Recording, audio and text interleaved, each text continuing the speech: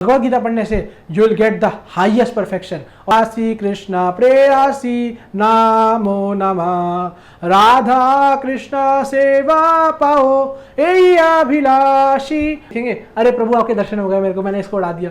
ऐसा भक्ति के मार्ग पर जो चलता व्यक्ति वो भगवान को डेफिनेटली प्राप्त करता है।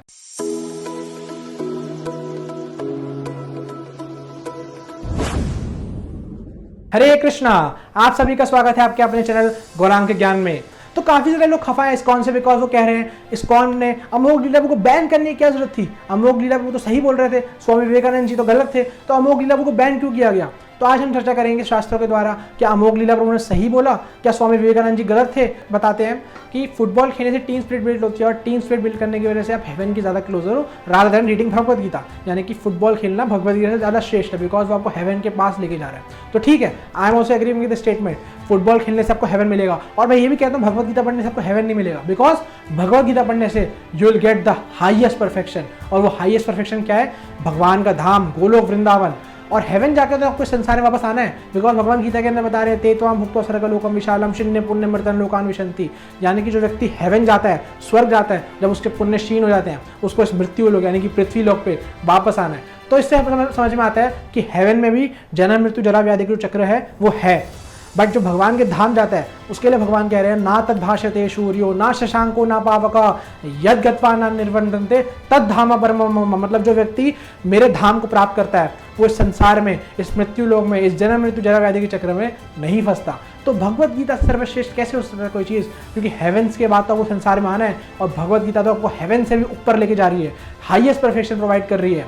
तो भगवद गीता से सर्वश्रेष्ठ कुछ नहीं है, भगवद गीता सबसे सर्वश्रेष्ठ है। तो नेक्स्ट स्टेटमेंट में चलते हैं। अगली स्टेटमेंट में कहते हैं कि ब्रिंजल जो है यानी बैंगन जो है वो तुलसी से ज़्यादा सर्वश्रेष्ठ है, बिकॉज वो आपको सेटिस्फाई कर रहा है। तो इनका कहने का मतलब ये था कि जो आपको चीज़ सेटिस्फाई कर रही है, चाहे वो शॉर्ट टर्म सेटिस्फैक्शन ही क्यों ना प्रोवाइड कर रही है आपको, वो सबसे ज़्यादा सर्वश्रेष्ठ है। ठीक है, इसको एग्जाम्पल के तौर पर हम समझेंगे।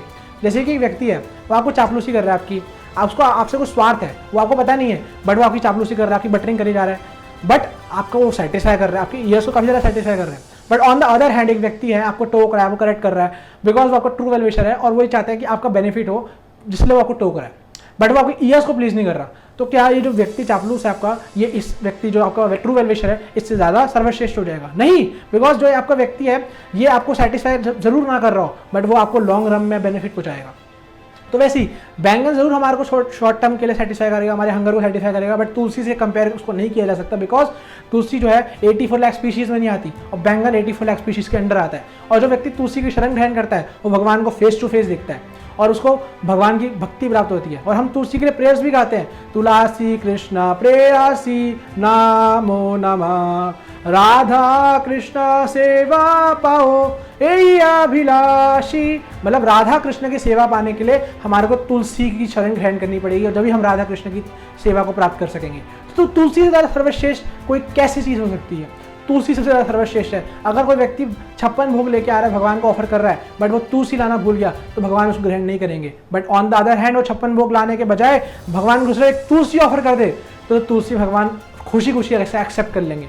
तो तुलसी से ज़्यादा सर्वश्रेष्ठ कुछ नहीं है, क्योंकि तुलसी भगवान को सबसे ज़्यादा सर्वप्रिय है, और भगवान की भक्ति प्राप्त करने के लिए हमारे को तुलसी की शरण ग्रहण करनी चाहिए।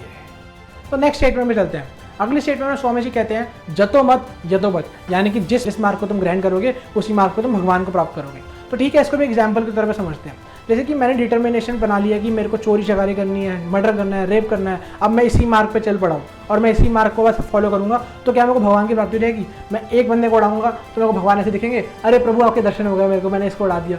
ऐसा होगा? इट्स नॉट लाइक दैट ना, बिकॉज जितने लोगों को मैं मारूंगा उतने सारे चार्जेस मेरे आगे फाइल होते रहेंगे, उतनी जल्दी मेरे को जेल में डाला जाएगा और उतनी ज़्यादा मुझे सज़ा मिलेगी। तो कैसे इट इज़ पॉसिबल मैं कोई भी मार्ग पर चलूँ भगवान की मुझे प्राप्ति हो सकती है? ऐसा नहीं हो सकता। भगवान खुद बता रहे हैं गीता के अंदर कि किस मार्ग पर चलना चाहिए। भगवान कहते हैं नया भी कर्म नशो अस्ति प्राप्ता वयो न विद्यते स्वल्पम अभी अस्य धर्मस्य त्रायतो महतो भयात्। मतलब हे अर्जुन, जो इस मार्ग पे हल्का सा प्रोग्रेशन देता है, हल्का सा प्रोग्रेस करता है, वो बड़े बड़े डेंजर से बच जाता है। किस मार्ग की बात कर रहे हैं भगवान? इस भक्ति योगा मार्ग की। भक्ति के मार्ग पर जो चलता व्यक्ति वो भगवान को डेफिनेटली प्राप्त करता है। तो जब जैसे कि प्राइम मिनिस्टर है, प्राइम मिनिस्टर को आपको अपने घर का एड्रेस खुद दे रहा है, तो आप उसी एड्रेस को फॉलो करोगे ना। तो भगवान वैसी गीता के अंदर हमें अपने घर का एड्रेस दे रहे हैं, अपने घर का लोकेशन बता रहे हैं, तो हमें उसको ग्रहण करना चाहिए।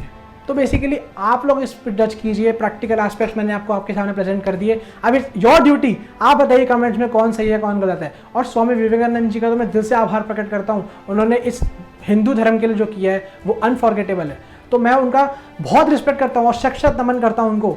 बट हमें सत्यता को स्वीकार करना चाहिए। भगवान गीता के अंदर बता रहे हैं हमारी वाणी कैसी होनी चाहिए। भगवान कह रहे हैं अनुद्वेगकरम वाक्यम सत्यम प्रियम हितम चयत स्वाध्याभ्यासनम चैव भक्तमायिता उच्यते, मतलब हमारी जो वाणी है वो सत्यता प्रकट करना चाहिए उसकी वाणी के द्वारा। सेकंड, दूसरे व्यक्ति को प्लीजिंग होना चाहिए। थर्ड, वो दूसरे व्यक्ति का हित बताना चाहिए, ऐसी वाणी होनी चाहिए हमारी। तो सत्यता चाहे जितनी मर्जी कड़ी क्यों ना हो, बट हमें उसको स्वीकार करना चाहिए।